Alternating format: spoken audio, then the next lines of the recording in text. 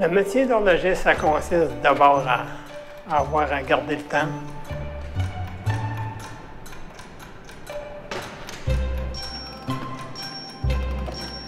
Un horloger, c'est du travail de haute précision. On travaille dans la plus belle mécanique qu'il n'y a pas en ce moment.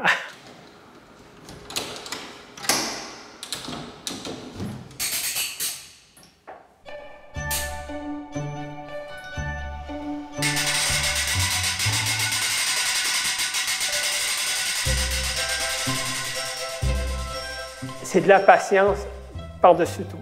Si vous vous êtes fâché après une montre ou une horloge, quand vous avez un problème, ou si vous forcez après quelque chose, c'est sûr que vous brisez. Et si vous travaillez dans une horloge ancienne, puis vous brisez une dent ou deux, ben c'est 3-4 heures d'ouvrage pour en refaire d'autres, parce que vous ne pouvez pas avoir de pièces sur une horloge de ces âges-là. C'est la patience avant tout, puis de la précision, puis être capable d'avoir un contrôle de la sensibilité au doigt.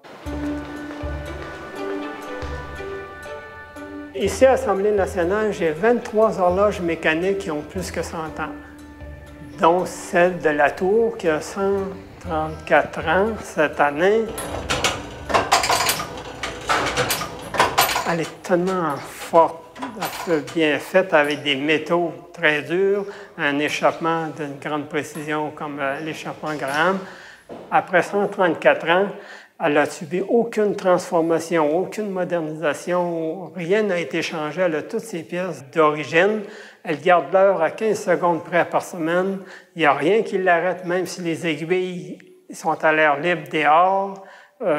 Et puis, elle n'a même pas d'usure.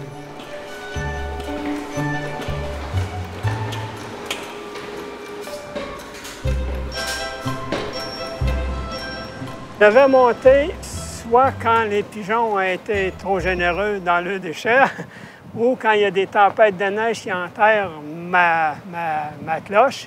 Donc, je viens de déneiger un peu. Quant aux pigeons, en général, c'est la pluie qui arrange ça, mais des fois, je suis obligé de venir faire un petit tour. Le marteau qui est ici, il est à 1/4 de pouce de la cloche. Il est appuyé sur une butée de caoutchouc.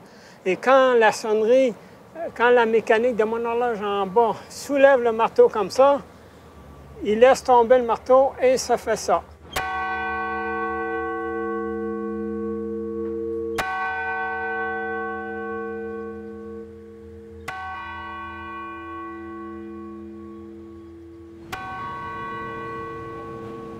C'est une mécanique qui m'emballe.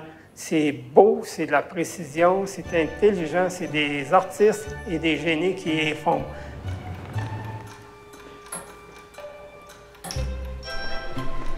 Puis je sais que les mécaniques, qu'elles soient modernes ou anciennes, dans des siècles, ça va être là encore, ça va marcher encore. Il y aura certainement toujours quelqu'un à quelque part qui va réparer des montres et des horloges.